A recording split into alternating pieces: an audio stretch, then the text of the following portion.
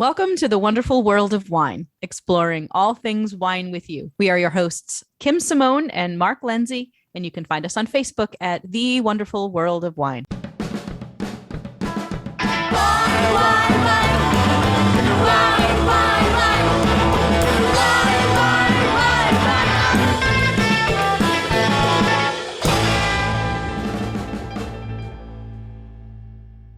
Hello again to all of our listeners. Welcome to the wonderful world of wine.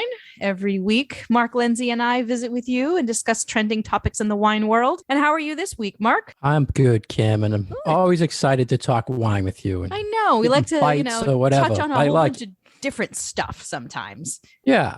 I'm sure, I'm hoping our listeners enjoy the conversation, and we always try to find some different things and exciting and new, and hopefully we'll do that again today. That's right. And if you ever have questions or comments or topics that you would like us to chat about on the wine show, please just a comment on our Facebook page, The Wonderful World of Wine, and we hope to maybe get to some of those more special questions that you all might have. So the first article we have today is from Wine Enthusiast. We do seem to do a lot of articles from Wine Enthusiasts because they do tend to talk an awful lot about sort of trending topics in the wine world, which we like to stay on top of. And this concerns vegan wines and how can you add fertilizer that might have manure in it to vegan vineyards that are destined to become vegan wines? Kind of where is that line to be drawn? So I thought that this was sort of an interesting, almost sort of thought exercise.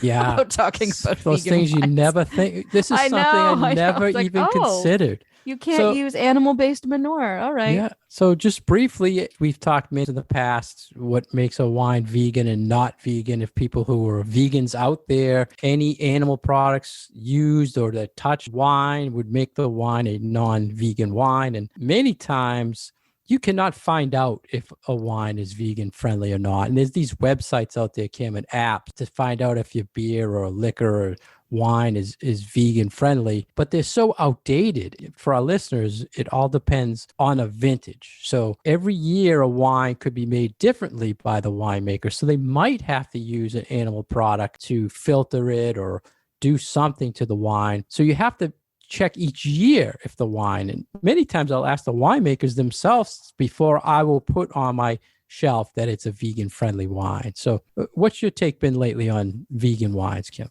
I think kind of what you just said, it's sort of hard to tell. I think the most useful information is what is put on the label. So I think that if winery has gone so far to label their wines as vegan, that kind of is the most trustworthy thing, or on their website, because it's not like an organic certification. There's no regulatory body that is coming in and saying your stuff is vegan, your stuff is not vegan. You really have to trust the producers and trust what they're telling you. So it is, if that is your lifestyle, it is a little bit hard, I think, to really trust that you know what you're getting. Some producers do put a little vegan friendly symbol, but it's like you said, it's not regulated. So I get kind of nervous, I guess. But I mean, if they're putting it on, you would think they're promoting it and it's true, but there is no governing body checking that it's true. Right. So like organic, where it says USDA organic, the government is checking and making sure they're following the rules, but nothing for vegan. And vegan does not mean organic in any way. So for our listeners, it just means, don't confuse it. Yeah. No animal products, no animal byproducts, nothing like that. So the article brought up manure. So obviously it's a crop and grapes, and the farmers will put manure in the vineyards to help the grapes grow, but it's coming from animals. So there's talk saying, how can you say your wine is vegan if there's animal manure touching the grapes? So I've never thought of this, Kim, thought of this, but it makes sense. And then it goes the next level of saying, okay, well, if manure is no good for vegan products, then you shouldn't be using any other animal products in the vineyard. And maybe you shouldn't even be using animals to harvest or do any work in the vineyards. So it just got crazy. What do you think about using the animal, like using a horse for a plow or in the vineyard? Would you think vegans would be against that? I think it depends on the vegan. I mean, We always look, get into this discussion. I am not. I mean, yeah, this is not a lifestyle that I follow.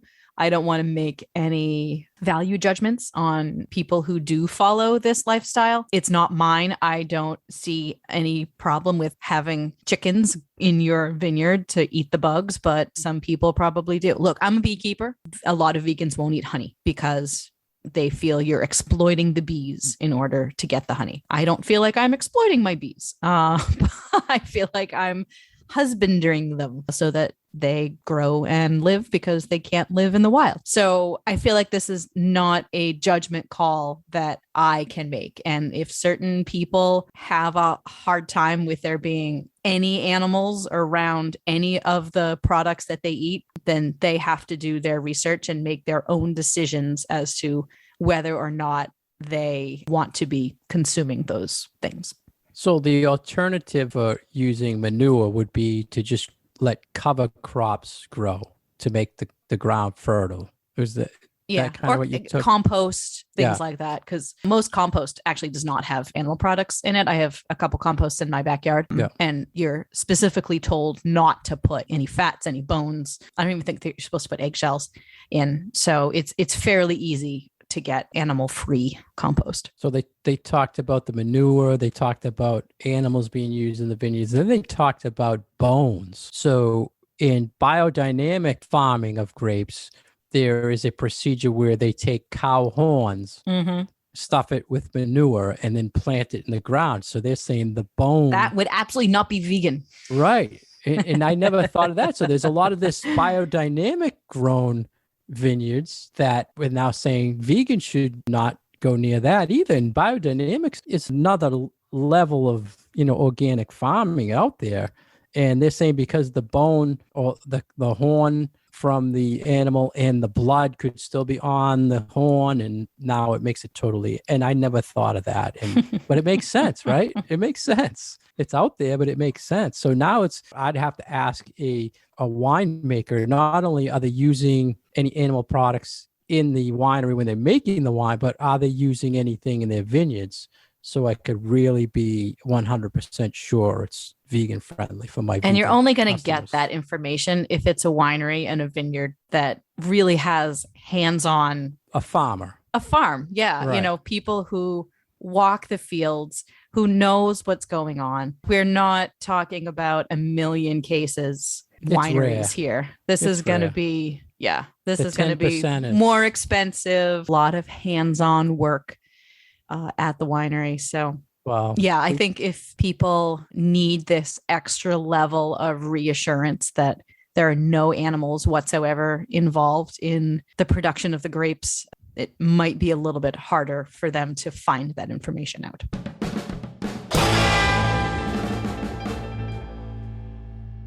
You're listening to The Wonderful World of Wine, and we are your hosts, Mark Lindsay and Kim Simone, exploring all things wine with you. You can hear us every week here on Franklin Radio, WFPR 102.9 FM. You can find our past episodes on SoundCloud and iTunes. If you want to get more information about Kim, please go to her website at finitaswineworks.com. For more information about myself, please go to franklinliquors.com. Next, Kim, we want to talk to our listeners about what I think is probably one of the best stories to tell people in the wine world. And we're always big on storytelling in wines. And this one from Italy, I think, is the classic story to tell when you're talking about Italian wines, especially the Tuscan region and Chianti. And if you noticed every once in a while, well, all the time, I shouldn't say every once in a while, Kim, we pick up a Italian Chianti Classico, there's this little black rooster on the bottle. How long do you remember going back, Kim, seeing that? Do you remember? Forever. Yeah. Like always. And it's one of those things. It's almost like really smart marketing on the part of the consortium of Chianti producers, because sometimes people won't remember the name of the wine, but they'll remember the rooster. And it's great because people will be like, I want that wine with the little rooster on it. What Chianti? Yeah. And the Italians have been marketing themselves going way back to the 1700s, where they thought and said, these are the special zones we need to focus on, we need to protect. And the rooster symbol is just the statement for Chianti Classico region in Tuscany. So you want to tell the story to our listeners, Mark? Tell us the legend. Well, this is my take. What I always heard is you have to define the Classico, the historic region for Chianti, they had to set a boundary. And it's all over Italy. It's pretty common that every little town or province, no one gets along over there, Cam, and you experience it, right? They're right. neighborly, but they hate their neighbors. So you had the North region, Florence, and the South region, Siena, and they were fighting over the regions of boundaries. So they came up with an agreement that they would have riders leave their village at the same time, and where they met is where would be the boundary. So how are they going to know when to start was based on when a rooster would crow, right? Is this what you heard so far, Ken? Yep. All right. So Siena in the south had a white rooster, and they fattened him up so much so he'd wake up for more food. Because he's hungry. He's hungry. He's got fat. He needs more food, like me. And in Florence in the north, they had a black rooster. And their take was, we're going to starve this rooster. So he's going to wake up wicked early because he's so hungry. And he did. So their rider left way before the South. And obviously, they claimed more area. So the black rooster, which they call in Italian the Gallo Nero, became the symbol of the region. And I think officially it was like 2013 or 2011 in that area where officially, so every bottle from the Classico region has to have that black rooster, usually on the neck of the bottle. Yeah, it's usually like wrapped right around the neck of the bottle. So that is why you see the black rooster. And listeners are probably thinking, Chianti's the same, but it is not. So the Classico Chiantis have to have 80% of the Sangiovese grape, and the regular Chianti region only has to have 70% of the Sangiovese grape. So different quality, different villages, different soils. Right. There's the argument that this is the more classic area where Chianti is originally from. So the special soils there lead to more this traditional style, more what Chianti should all be about. And there are, how many villages are there? There's 7? The Classico is 9. And Chianti is 7.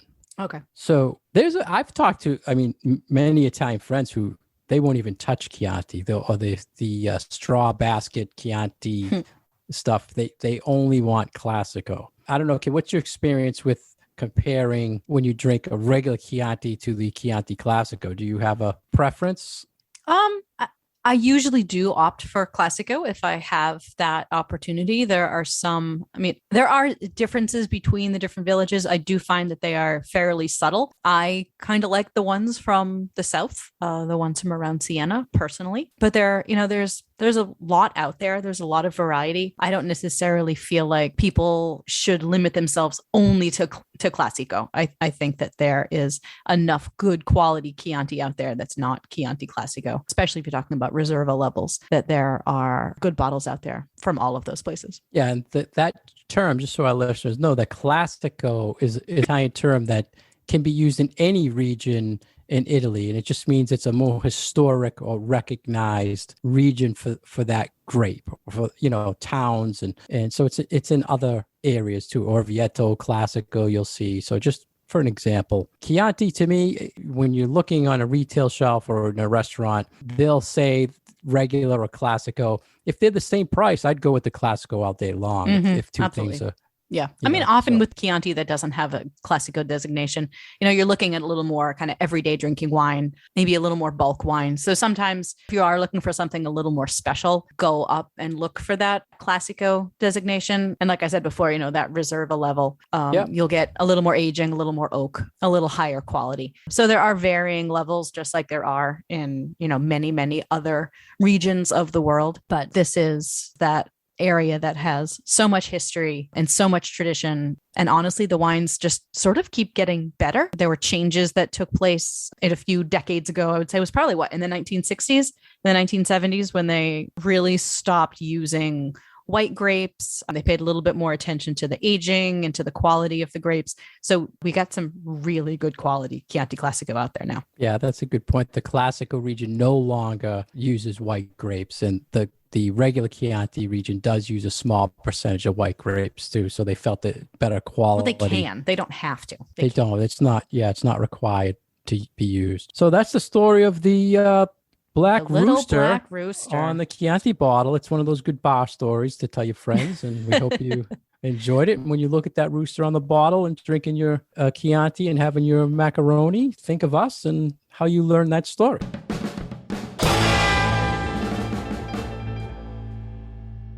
You're listening to The Wonderful World of Wine. We are your hosts, Kim and Mark. You can find more information about Mark at franklinliquors.com and more information about myself at vinitaswineworks.com. And as always, you can find us on Facebook at The Wonderful World of Wine. The next bit of information that we wanted to bring to you today, something that I feel like is very important for during the summer months when your house might be a little bit warmer, if you don't have the air conditioning on, or if you're hosting some people outside. 3 tips to achieve the perfect serving temperature for your wine, because we always want to drink wine at the right temperature. So, as we know, different styles of wine are best served sometimes at different temperatures. And there were some good tips and hints here, Mark, for how we can always be at the spot where we are drinking our wine at the right temperature. Yeah, this is something we always try to give some tips on. And one of the things I always like to talk about is in the past, they say, serve this wine at room temperature, serve this wine chilled at a certain temperature. And just to clarify, when the whole kind of rules of temperature and wine was made, the room temperature was a lot different than room temperature today. So room temperature it's European wine. It's European room temperature. It's not American household. It's not American. My family temperature at 70 degrees. This was 50s, 55, 60 was room temperature. So if you ever see that term room temperature, don't think it's the American 70-degree room temperature. Right. Yeah, it's closer to like 62 or like you said, 60. So you may be drinking your red wine a little bit warmer than maybe it would be for showing its best. That's not to say that if you want to drink it a little warmer, go ahead. We're not here to tell you you're right or you're wrong, but it might show itself to be a little bit more pleasant if you were to drink it just slightly cooler. So let's just give the recommended ranges and then we can discuss some other things. And we don't expect anybody to have a thermometer designated for testing wine. I don't know the last time I took the temperature of my wine, whether it's in a bottle or in a glass. I'm not even sure I ever have done it. Yeah. So for me, it's more of you mentioned that, Kim. It's more of a, do I need to just put it in the fridge? Like how long has it been in the refrigerator? It's not. It's not a matter of using a thermometer. That's a good point, because I have bought so many gadgets. They had at one time, they had like labels you could put on the bottle that measures the temperature. I bought thermometers you could stick in to measure the temperature. I have one of those, and I don't know that I've ever used it. Yeah, me too. I'm like, why did I buy this gadget? What do I care? It's cold. It feels good to me, right? But you're right. So are they talking about now when they recommend, first we'll just say they recommend light, dry, white, rosé, and sparkling 40 to 50 degrees. So if my fridge is between 40 and 50 degrees, I'm okay, right? Are we talking about the actual measurement of the liquid of the wine? Well, I mean, eventually, if your refrigerator is at 42 degrees, it's going to be in that range, your wine's going to get to 42 degrees. Okay. So, yes. So we don't really need to measure and use those devices. That's right. And some people do keep little thermometers inside their refrigerator or their freezer so that they know, check. Kind of that safe eating, safe storage temperature. So yeah, I think 50 is a little warm for a fridge. I think some or most manufacturers recommend that sort of high 30s, low 40s for the temperature in your fridge. So if your fridge is in that range, if it's on the colder side, maybe take your white wines out of the fridge for a few minutes. But honestly, if you pour it at that temperature, within a couple of minutes, it's going to warm up in your glass anyway. So even if your refrigerator is 37, 38 degrees, you're totally fine. You're totally fine taking your wine out of the fridge and pouring yourself a glass. It's a great point, because all of the temperatures we're going to talk about are not typical to refrigerator. They're more typical by a specialty wine chilling device or wine refrigerator that you can set this temperature range. So that 40 to 50 for your rosé, dry whites, and sparkling, you'll be pretty close in the fridge once it sits out for a little bit. Yeah. But then if you move to the full body whites or light fruity reds, they're saying now it should be between 50 and 60. So putting on your counter, it's going to be 70. You should give it a little bit of a chill. So you might not want to put it in that fridge overnight. Just that little chill in the fridge quick to drop it 10, 20 degrees to get it to that 50 to 60. Half an hour. Yeah. Half an hour is fine. That was one of the things I want to ask you about, because Yeah. over the years I heard 30-30 rule, the 20-20 rule. You say 30 minutes? I say 30 minutes. Yeah. See, Yep. now I used that tip the other day on my daughter. She wanted to drink a sparkling wine that was warm. I said, put it in the fridge. And like 20 minutes later, she's ready to take it out. No. I'm saying, no. You No. go 30 minutes, right? Even that. For a room temperature Sparkling. white to get it down to drinking temperature? It was not long enough. Has to be a while. Put it in the freezer for an hour. Wow. Freezer tip. Oh, I never tell. Never. Oh, all the time. Well, where I was going, it was 30 minutes, and I popped the sparkling. It was exploded all over the place because it was way not too warm. chilled enough. But I think that 30 minutes to chill down your red to get it to red wine drinking temperature is fine, but you need hours in the fridge for your whites. If your white wines are room temperature or your rosés are room temperature and you want to get those cold enough to drink, hours. Yeah, a couple hours. So how about this then? If you have a room temperature light red, I put it in my fridge and I forget it. Do you think 20, 30 minutes on the counter after you take it out is good before you serve it as a rule? Or it needs longer? Might need a little longer, but again, like I said before, if you pour that, it will warm up faster if it's in your glass. See that's where I think these 20, 30 minute rule things there's so many but this or if it's that. Yeah, I know. And that's kind of where I was going with that. And it's like, and this is not an exact science. This is horseshoes. Get it close to that temperature. It doesn't. And it's recommended because that's usually where that wine shows the best, right? And then they move to full body red or a fortified like port. They're saying that would be 60 to 65 degrees is the optimal temperature to serve it. And we always go back and forth, Kim, when we hold events. I like to pour and let whites get a little warm, and you like to have them a little colder when they're served. And there's a couple of things that you can benefit from if you have it a little warmer, and a couple of things you can benefit having a little colder as well. But these are what they're saying will show the absolute best temperature. So it's not to say that, if you like your whites a little colder, you like your whites a little warmer, that you shouldn't be drinking them.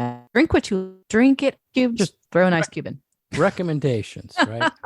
Right. We're just saying best practices so that we're thinking that this is where the wines will show their best, but that it's not necessarily us telling you there is a right or a wrong. Yeah. Overall, if it's too cold, to me, it kills aroma and flavor. It's just, it's all you taste is cold water, wetness. And if it's too hot, it really highlights alcohol and bitterness. So that's my take on, if it's not tasting right, it's probably either too hot or too cold. And that's where these ideal temperatures would make it be a much better tasting experience. Yeah. For me, the too warm thing is worse than the too cold thing, especially, if the wine in your glass is over 70 degrees, that's when the alcohol starts evaporating. So it's going to be more boozy.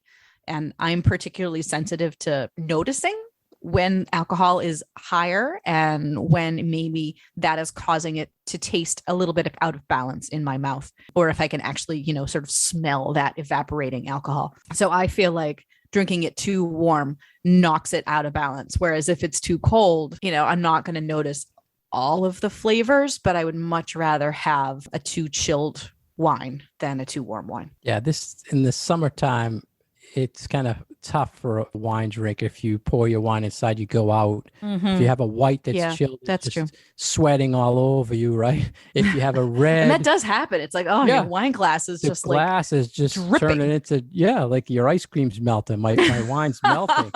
And then if it's a red, it heats up so fast. You're just disappointed that you're drinking red on a hot day. So I don't know. We haven't come up with a solution for that yet. Wine bucket. Just keep a wine bucket. Just keep it in a hose, right? Anything else on temperature, Kim? No, Perfect serving I think we're good. temperatures? There's no perfect, but the refrigerator is your friend. But you're right that it is a little bit harder in the summertime. But What was if you the have it, Mhm. serving suggestions in the restaurant industry for temperature? What did you tell staff? Was it just a range, or did you say always? It was just a range, and it was Yeah. very, very similar to this range. And often what we did was we would have everything already chilled down in the coolers, and the coolers were temperature controlled. Frankly, it was more important for the beer to be at a colder temperature than the wine. You can always stick a bottle of wine in an ice bucket to bring it down to temp if your red is a little too warm or whatnot. But it's harder with beer because then if the kegs get warm, then they get all foamy. So we focused a little bit more on coolers being too cold. And then if the wines were a little bit too cold, then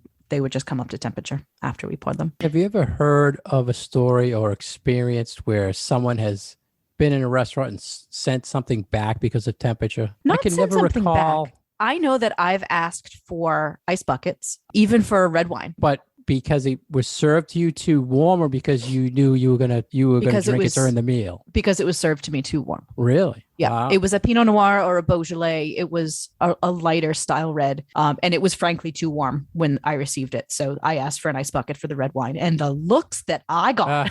Why? Yeah. Well, that's a good tip, because people should know that they can do that. Yeah, you might get some funny looks if you do it, if you ask to chill down your Pinot Noir. But I was like, no, I know what I'm doing. Same with once sometimes it's just a little open. bit of confidence goes a long way. Once open, you can request to keep it chilled in some sort of bucket too. Sure. So don't be afraid to ask for that. And a lot of good restaurants will do that for your white wines anyway. They'll bring an ice bucket over so that you can keep your whites cold, or your champagne, anything like that.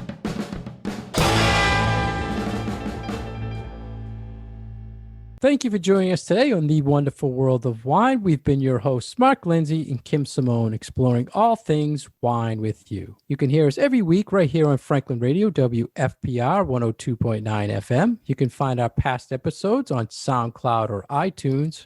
Any questions or comments, please check out our Facebook page, The Wonderful World of Wine. We always post a lot of follow-up articles, plus the articles we talk about. And you can find information about Kim on her website, Vinitas Wineworks, myself on franklinliquors.com. Cheers.